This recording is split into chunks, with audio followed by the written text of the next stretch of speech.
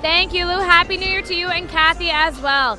You know, after the win against Penn State this past Saturday, I asked Coach Stringer what separated that game from games prior, and she said for the first time all season, her players played as one unit for 4 quarters straight.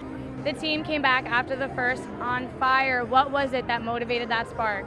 Coach Stringer. So the Scarlet Knights are facing a high-powered offensive team tonight who are ranked 9th nationally in goals scored. So when I talked to head coach Mike O'Neill earlier today, he said that they really focused on defense in their past couple practices this week and that they are very focused on shutting down the 4 main front runners of the Hoyas, especially senior forward Grace DeMosca, who is the reigning Big East Offensive Player of the Week after scoring a hat trick followed by a 4th goal in their game against Delaware this past Thursday. Earlier I mentioned that Coach Donegan wanted to see leadership from his veteran players, and senior goalkeeper David Greshik has gone above and beyond that task. The entire game he has been vocal and motivating, being a bird's eye view for his teammates both offensively and defensively. He has been instructing them where the gaps are, who isn't being covered, and they follow his advice to a T without even looking at him. Thanks, Lou. You know, before the game, I got to gauge from both teams how they're feeling heading into tonight.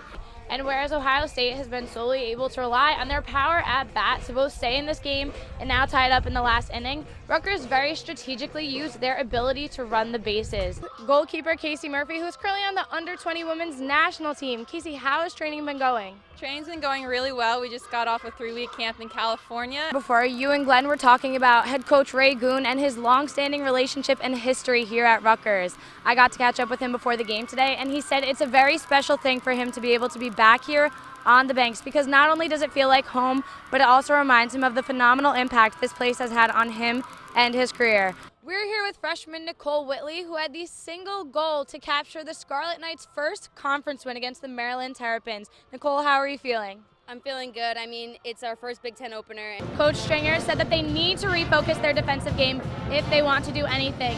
And that will be very important today against the Bucknell Bisons, being that they're notorious for their rebounding. They've out-rebounded 64 of their last 70 games. And if they manage to defeat Rutgers today, this will be their best starting record since 2000 and their first victory against a Big Ten opponent. It's only fitting to highlight the fact that Jim Foster is a war vet himself.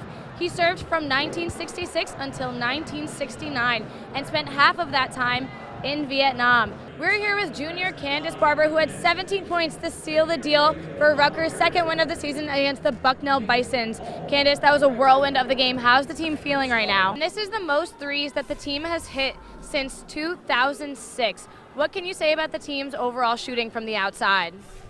Well, we've been working hard. Scarlet Knights will be back at the RAC this Thursday, December 1st, to play Duke. Reporting from the Rutgers Athletic Center, I'm Casey Murphy.